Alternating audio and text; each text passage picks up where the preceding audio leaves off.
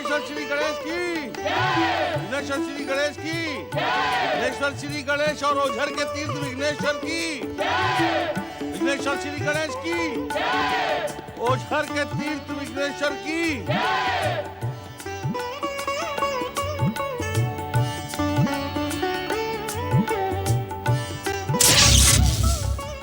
विघ्नेश्वर श्री गणेश की।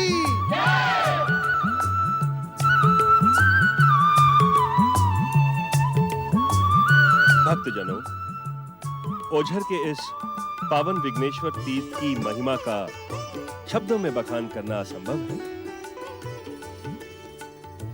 ये विघ्नेश्वर श्री गणेश तीर्थ भक्तों के सभी विघ्नों का अंत करेगा। श्री महागणेश की ज्योति का प्रकाश इसे प्रकाशित करता रहेगा। विघ्नेश्वर श्री गणेश की, ओझर के तीर्थ विघ्नेश्वर की। परमपिता देव ऋषि, इस पावन तीर्थ की स्थापना से श्री गणेश भक्ति धारा को एक नया आधार मिला है, परंतु मैं आपसे एक निवेदन करना चाहता हूँ। कहो वत्स, क्या कहना चाहते हो तुम? क्या मुझे अब कभी भी अपने प्रिय सखा श्री गणेश के दर्शन नहीं मिलेंगे? तुम ऐसा क्यों सोचते हो गुणधर? यदि श्री गणेश तुम्हारे सखा हैं, तो केवल इस मूर्ति में ही नहीं, समस्त संसार के कण कण में और तुम्हारे हृदय में विराजमान हैं। यदि तुम उन्हें सच्चे मन से पुकारोगे, तो वे अवश्य प्रकट होंगे। हे मित्र, हे सखा, मुझे एक बार अपने दर्शन दो। मैं तुम्हें देखने के लिए तड़प रहा हूँ। दर्शन दो, प्रकट हो। तुम्हें हमारी मित्रता की सौगंध, प्रकट हो।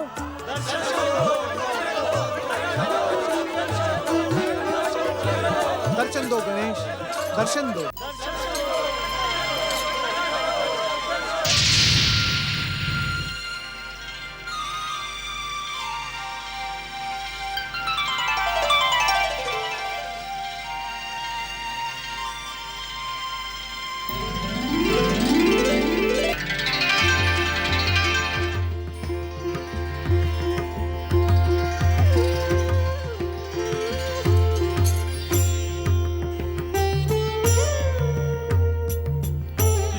महागुणेश की, विघ्नेश्वर श्री गणेश की।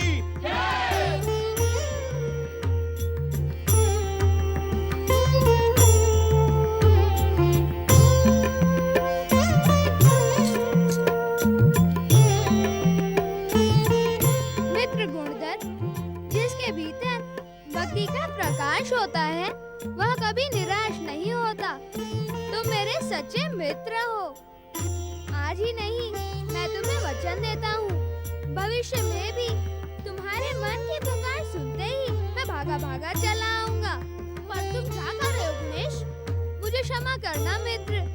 मैं माता पार्वती को दिया हुआ वचन निभाने जा रहा हूँ। वचन की रक्षा जीवन का आदर्श है। जो व्यक्ति अपने वचनों पर अटल नहीं रहता, वह मनुष्य कहलाने के भी योग्य नहीं रहता। पुत्र, वचन और कर्म के मध्य आने वाला स्वार्थी कहलाता है। तुमने जगदम्बा माता पार्वती को जो भी वचन दिया, उसे शीघ्र अतिशीघ्र पूरा कर। माताश्री, पिताश्री, मेरे जाने से आप दोनों को कष्ट तो नहीं होगा ना? कष्ट कैसा पुत्र, तुम्हारी स्मृतियां तो हमें जीवन का आदर्श प्रदान करेंगी। और ये बात तो तुम कह ही चुके हो पुत्र, कि सच्चे मन की पुकार सुनकर तुम भागे चले आओ। भविष्य में हमारी सच्ची पुकार का भी ध्यान रखो। मैं विघ्नेश्वर गणेश के रूप में सदा इस विघ्नेश्वर मूर्ति में निवास करूंगा। विघ्नेश्वर श्री गणेश की,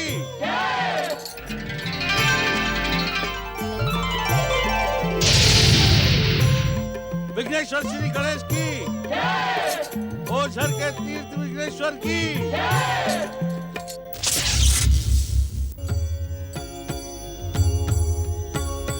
सुखकर्ता दुःखहर्ता वार्ता विघ्नाची, दुर्वी पूर्वी प्रेम कृपा जयाची, सर्वांगी सुंदर उदिशेंदुराची, कंठी झळके माळ मुक्ता फळांची। जय देव जय देव जय मंगलमूर्ती, दर्शन मात्रे मन कामना पूर्ती। जय देव रत्न खचित परा तुझ गौरी कुमरा चंदनाची उटी कुंकुम केशरा हिरे जडित मुकुट शोभतो बरा ऋणझुणती नुपुरे चरणी घागरिया जय देव जय देव जय देव जय देव जय मंगल मूर्ती दर्शन मात्रे मन कामना पूर्ती जय देव लंबोदर पीतांबर फणिवर वंदना सरळ सोंड वक्र तुंड त्रिनयना दास रामाचा वाटपा हे सगना संकटी पावावे निर्वाणी रक्षावे सुरवर वंदना जय देव जय देव जय देव जय देव जय मंगल मूर्ती दर्शन मात्रे मन कामना पूर्ती जय देव जय देव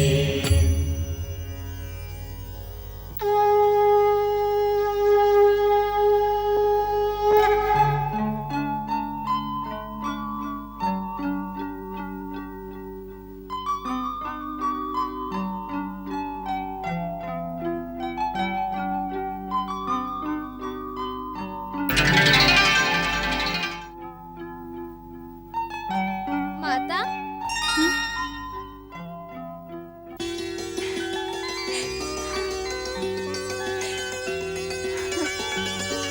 प्रणाम माता। चलो पुत्र, इतने लंबे समय बाद कैलाश लौटा देख तुम्हारे पिताश्री बहुत प्रसन्न होंगे। चलो। ओम नमः शिवाय ओम नमः शिवाय ओम नमः शिवाय ओम नमः शिवाय ओम नमः शिवाय ओम नमः शिवाय ओम नमः शिवाय।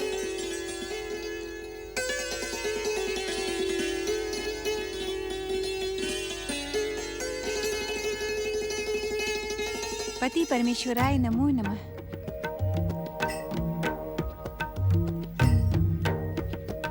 विघ्नेश्वर, तुमने अपनी माता पार्वती और माता गौतमी के प्रति कर्तव्य निभाकर अपना गणेश और गुणेश दोनों ही रूप सार्थक किया है। ये तो आपकी और परमदेव श्री महागणेश की कृपा का सुफल है पिताश्री। विचित्र असुर की विचित्रता का अंत करने के लिए तुमने गुणेश अवतार धारण किया और गुणेश से तुम विघ्नेश्वर बन गए। विघ्नेश्वर, परंतु विघ्नेश्वर का अर्थ होता है विघ्न डालने वाला। हाँ देवी, मंगल मूर्ति के इस अवतार का कार्य यही है। अर्थात तुम चिंतित ना हो देवी, अर्थात का अर्थ समझकर तुम्हारा मन अत्यधिक प्रसन्न हो जाएगा। तो शीघ्र मेरे मन को प्रसन्न करें स्वामी। विघ्नेश्वर, संसार में विघ्नासुर जैसे दुष्ट कार्य करने वालों के जीवन में विघ्न डालकर सत्य पथ का मार्ग दिखाएंगे। इनके उस स्वरूप का दर्शन करने वाला सभी विघ्न बाधाओं से मुक्त होकर गणेश धाम प्राप्त करने का अधिकारी होगा।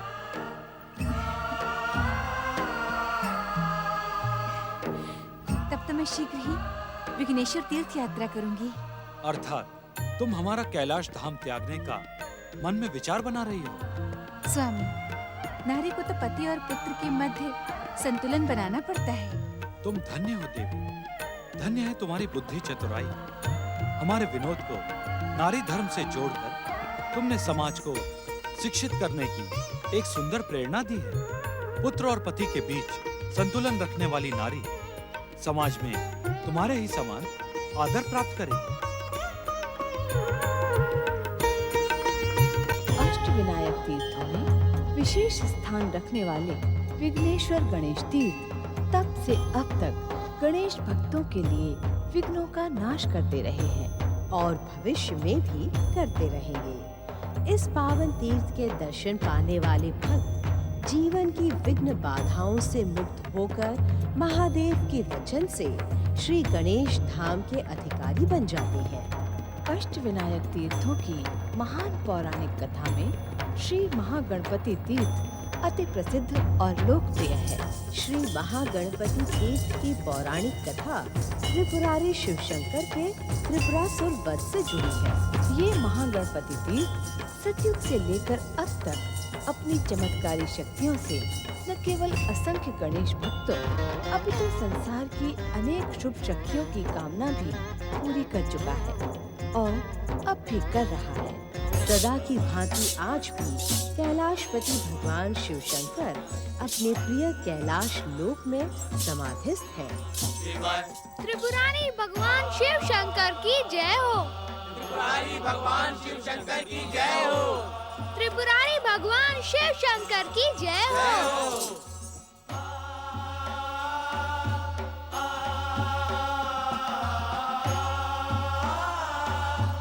पति परमेश्वराय नमो नमः। प्रणाम माता। गजानन, तुमने आज त्रिपुरारी शिव शंकर की जय जयकार करके उस दिन की याद दिला दी जब शिव शंकर ने विध्वंसक और विनाशकारी त्रिपुरासुर का वध किया था। माता, आज ही के दिन और आज ही की तिथि पर उस दुष्ट त्रिपुरासुर का वध हुआ था। इसीलिए उस दिन की शुभ स्मृति में त्रिपुरारी शिव शंकर की जय जयकार की गई। त्रिपुरारी भगवान शिव शंकर की जय। ओम नमः शिवाय। प्रणाम। हे त्रिपुरारी भगवान शिव शंकर, अपने इस भक्त नारद का प्रणाम स्वीकार करें। प्रभु, इसे संयोग कहना अनुचित होगा। ऐसा लगता है ये सब आप ही की इच्छा का परिणाम है। देवर्षि, जहाँ सारे अपने हों, वहाँ संकेतों की भाषा में बात करना धर्म और मर्यादा के विरुद्ध समझा जाता है। नारायण नारायण, क्षमा करे माता, क्षमा करे। मैं जिस संयोग की बात कर रहा हूँ उसका सीधा संबंध श्री गणेश की बातों से है। माता, मैं इस समय उस महान श्री महागणपति तीर्थ के दर्शन करके आ रहा हूँ जहाँ स्वयं महादेव ने तपस्या करके श्री महागणपति को प्रसन्न किया था और श्री गणेश के सहयोग से भयंकर त्रिपुरासुर का वध किया था। आज वही शुभ तिथि है देवर्षि, और त्रिपुरासुर के वध का दृश्य आपके और मंगल मूर्ति के कारण हमारी स्मृति में सजीव हो उठा है।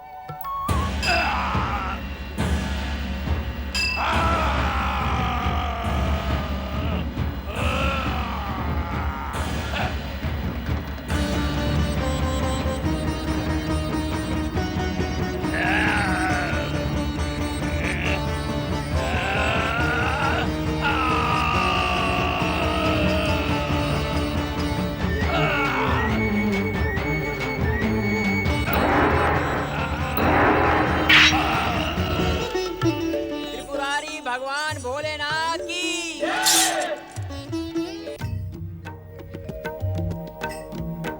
क्या बात है देवर्षि, आप अपने प्रश्नों की भूमिका बना रहे हैं अथवा उत्तर पाने की योजना? नहीं नहीं भोलेनाथ, मैं तो कुछ और ही सोच रहा था। देवर्षि, नदी के पास जाकर कोई प्यासा नहीं रहता, माँ के पास जाकर कोई भूखा नहीं रहता और गुरु के पास जाकर कोई अज्ञानी नहीं रहता। भगवान शिव शंकर के सामने सोच विचार की कोई आवश्यकता नहीं है। आप बिना भूमिका बनाए अपने मन की बात शिव चरणों में समर्पित कर दें, आपको उसका उत्तर अवश्य मिलेगा।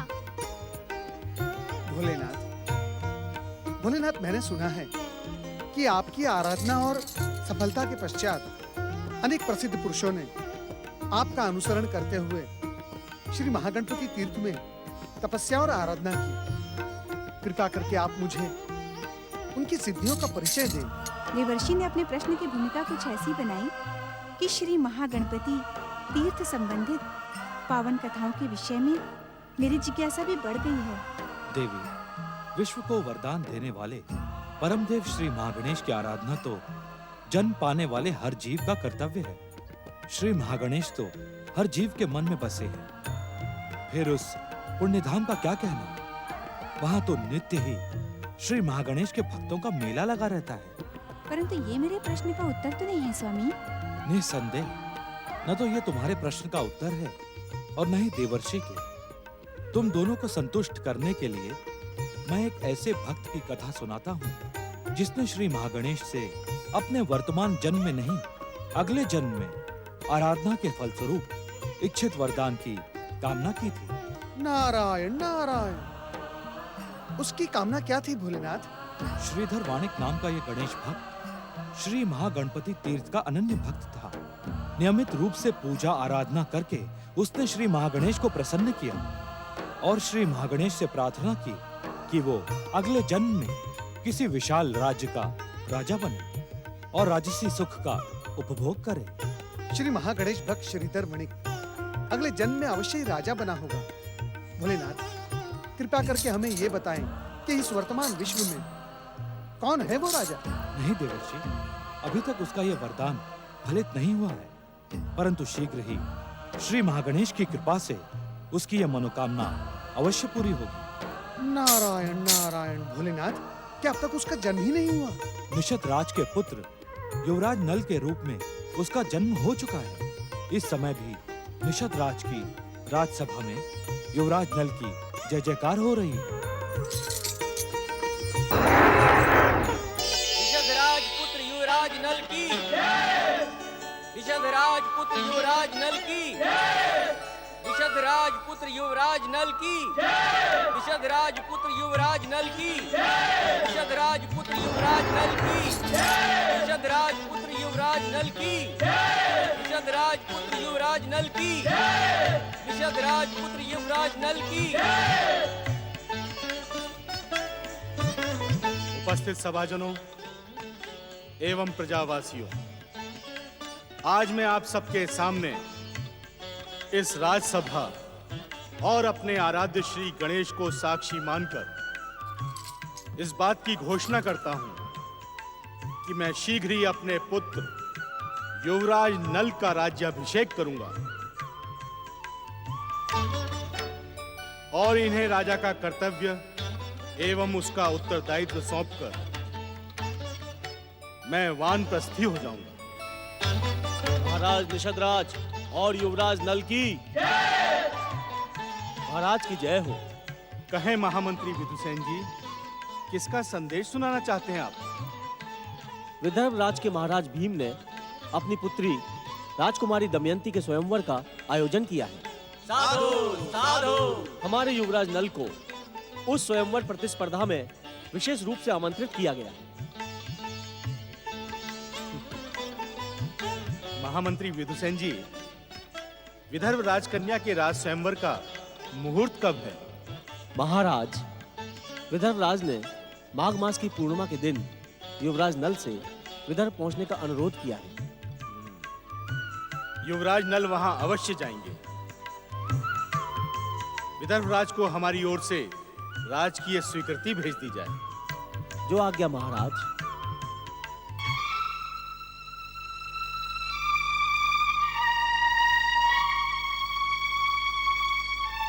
पुत्र नल, इतने बड़े राज्य की राजकुमारी के स्वयंवर का आमंत्रण पाकर भी तुम प्रसन्न नहीं दिखाई दे रहे।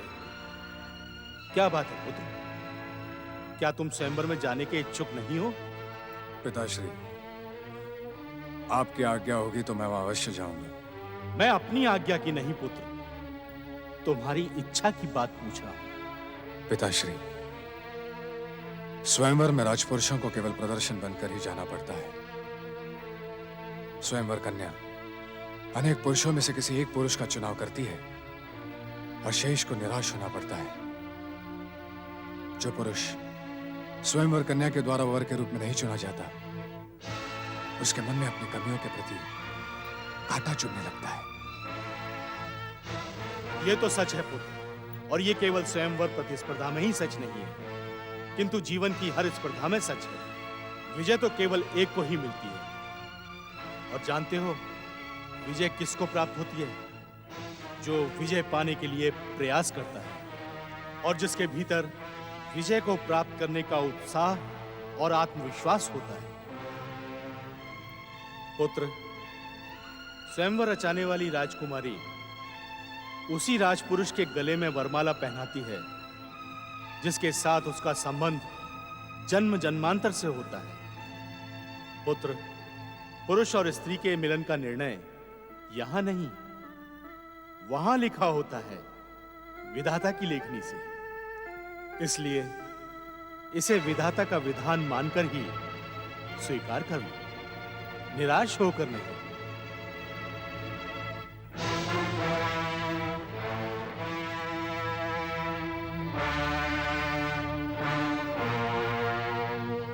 पिताश्री, मैं आपसे एक निवेदन करना चाहता हूं। आज्ञा देने से पूर्व मुझे राजकुमारी दमयंती के स्वयंवर में जाने के लिए सोचने का कुछ अवसर दीजिए।